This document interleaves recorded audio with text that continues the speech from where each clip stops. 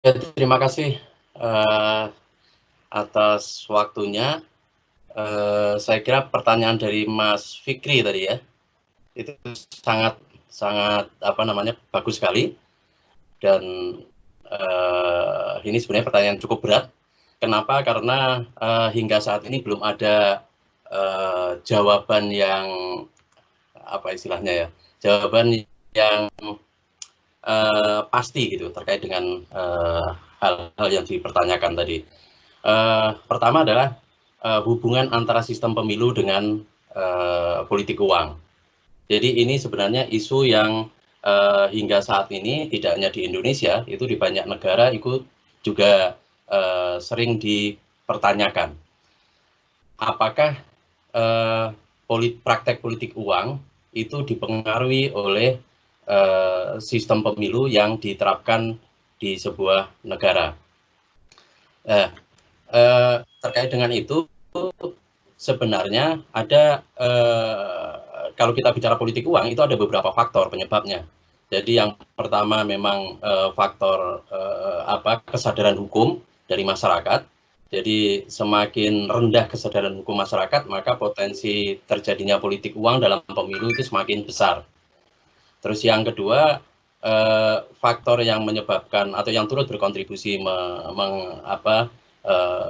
memunculkan praktek politik uang itu adalah faktor regulasinya itu sendiri atau kerangka hukumnya itu sendiri. Jadi semakin longgar aturan-aturan di dalam undang-undang pemilu yang terkait dengan politik uang, maksud saya semakin longgar itu norma pengaturannya itu tidak detail, kemudian unsur-unsur pelanggarannya itu terlalu rigid, terlalu kaku sehingga susah dipenuhi dan lain sebagainya, itu juga akan berkontribusi dalam menyuburkan praktek politik uang. Terus yang ketiga itu adalah faktor dari sistem pemilunya. Jadi sistem pemilu itu diyakini oleh banyak sarjana itu juga akan mempengaruhi subur tidaknya praktek politik uang. Sistem pemilu seperti apa yang dinilai berkontribusi dalam menyuburkan praktek politik uang, itu sebenarnya adalah sistem pertama itu adalah sistem pemilu proporsional terbuka. Jadi semakin jika sebuah negara menerapkan sistem pemilu proporsional terbuka, maka kompetisi antar caleg itu akan semakin akan semakin liberal gitu, akan semakin keras, kompetisinya akan semakin keras, dan semakin keras kompetisi itu pada umumnya dalam praktek di banyak negara itu akan menyebabkan caleg itu menggunakan pendekatan politik uang dalam meraih dukungan pemilih. Itu jadi contoh sistem pemilu yang berkontribusi terhadap politik uang. Itu yang pertama. Jadi sistem pemilu proporsional terbuka itu cenderung menyumbang suburnya praktek politik uang. Ini akan berbeda dengan sistem pemilu proporsional tertutup. Ketika sistem proporsional tertutup, itu kompetitor yang akan bersaing itu lebih sedikit. Kenapa lebih sedikit? Karena yang dalam sistem proporsional tertutup rata-rata yang berkompetisi itu partai politiknya, bukan calegnya. Caleg tidak langsung berkampanye kepada calon pemilih. Ketika yang berkampanye itu partai politiknya, maka jumlah kompetitornya akan lebih sedikit. Ini kita bisa bandingkan. Bahwasannya peserta pemilu kemarin itu jumlah partai politiknya kan sedikit, cuma sekitar berapa itu ya, 10 lebih sedikit lah. Tetapi kalau proporsional terbuka, maka yang berkompetisi tidak hanya partai tapi caleg. Ya, bayangkan caleg itu di setiap di sorry, halo. Jadi jadi kalau di dalam Jadi kalau dalam sistem proporsional terbuka, itu yang berkompetisi, yang berkampanye itu adalah caleg, sehingga jumlah kompetitornya akan banyak. Jadi satu partai rata-rata di daerah di satu daerah pemilihan itu mempunyai jumlah caleg sekitar 12 orang. 12 orang kali sekian partai yang ikut. Nah, jadi semakin banyak kompetitornya, maka potensi kompetitor atau caleg itu berkampanye dengan menggunakan politik uang itu akan semakin besar. Nah, itu praktek di banyak negara semacam itu. Jadi kenapa sistem proporsional terbuka itu dianggap berpotensi menyumbang praktek politik uang dibandingkan sistem proporsional tertutup. Itu faktor penyebabnya karena besarnya jumlah kompetitor. Kalau proporsional tertutup yang berkompetisi, yang berkampanye itu partai sehingga jumlahnya sedikit. Tapi kalau proporsional terbuka itu yang berkompetisi atau berkampanye itu caleg sehingga jumlahnya banyak. Semakin banyak jumlah kompetitor maka semakin besar potensi terjadinya money politik. Ilustrasi sederhananya seperti ini. Ketika teman-teman pergi ke Tanah Abang, itu di situ banyak pedagang pakaian, maka pedagang pakaian itu akan bersaing untuk mendapatkan pembeli dengan cara menawarkan diskon besar-besaran. Kira-kira begitu kan. Nah, itu beda dengan kalau teman-teman mencoba membeli pakaian tapi di Pondok Indah misalnya kayak gitu.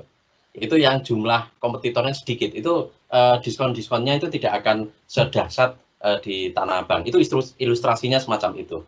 Nah, tetapi apakah itu berarti sistem proporsional terbuka itu jelek, dan apakah sistem proporsional tertutup itu berarti tidak ada money politik? Tidak juga.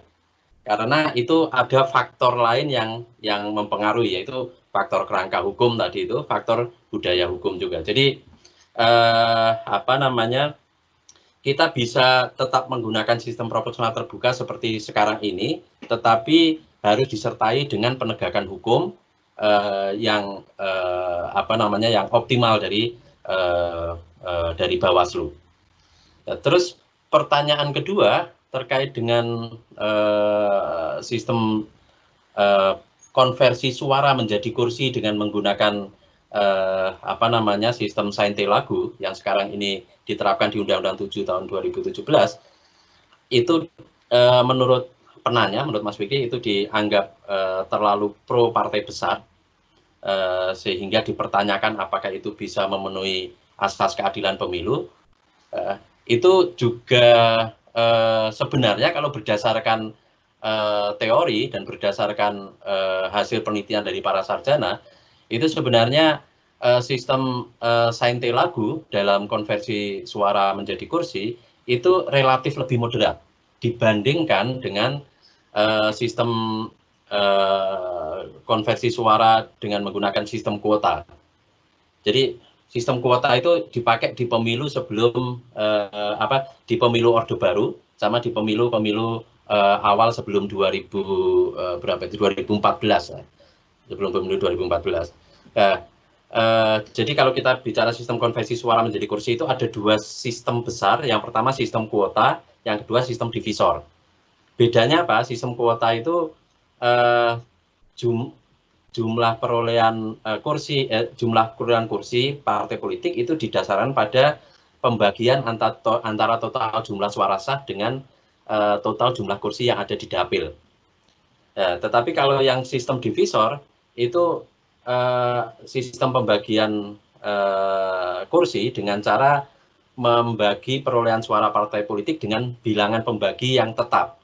Bilangan pembagi yang tetap itu bisa ganjil, bisa berurutan. Kalau yang berurutan ya dibagi 1, 2, 3, dan sebagainya. Kalau yang ganjil dibagi 1, 3, 5, 7, 9. Nah, yang sistem pembagian dengan angka pembagi ganjil itu yang Sainte-Lagu. Nah, itu berdasarkan penelitian para sarjana, sistem Sainte-Lagu itu relatif lebih adil dibandingkan sistem kuota. Kenapa? Karena di dalam sistem kuota itu pasti menghasilkan sisa suara, dan cara membagi sisa suara itu yang menjadi menjadi perdebatan. Kalau selama ini yang dipraktekkan di Indonesia itu dengan cara largest reminders, jadi siapa yang suaranya terbanyak itu dia dapat kursi. Nah itu justru lebih menguntungkan partai besar. Nah, kalau yang sistem Sainte-Lagu ini dia meskipun tidak adil banget, tidak menghasilkan pembagian kursi yang adil, tapi dia relatif lebih moderat, kalau apakah ada opsi lain dalam sistem pembagian kursi itu? Ada sebenarnya, dan salah satunya itu saya teliti di tesis saya. Itu mungkin teman-teman kalau mau membaca bisa lihat di situs slide share saya. Cari aja di slide share Ahsanul Minan gitu. Itu nanti di situ ada hasil penelitian tesis saya terkait dengan sistem pembagian kursi di luar kuota dan divisor ini. Saya kira itu sepintas. Jadi yang ingin saya garis bawahi bahwasannya tidak ada sistem pemilu yang sempurna yang benar-benar bisa menghasilkan output yang ideal. Misalnya sistem konversi suara menjadi kursi itu tidak ada sistem yang sempurna, apakah divisor ataukah kuota, itu nggak ada yang sempurna. Banyak negara yang kemudian melakukan modifikasi, termasuk Indonesia. Demikian juga dengan sistem kepesertaan pemilu, apakah proporsional ataukah proporsional tertutup ataukah proporsional terbuka, itu juga ada plus minusnya, artinya nggak ada yang ideal. Saya kira sangat membahagiakan kalau teman-teman di usia yang sangat muda ini sudah tertarik untuk mendiskusikan masalah-masalah semacam itu, karena masalah-masalah seperti ini, masalah-masalah pemilu, sistem pembagian kursi, sistem kepesertaan pemilu dan sebagainya, itu merupakan pintu gerbang di dalam dunia politik. Artinya kalau kita salah mendesain itu, maka output parlemen kita, output DPR kita nggak akan bagus. Kira-kira begitu. Kalau DPR-nya nggak bagus, ya nanti kinerja mereka selama 5 tahun tidak akan bagus. Kira-kira begitu. Terima kasih.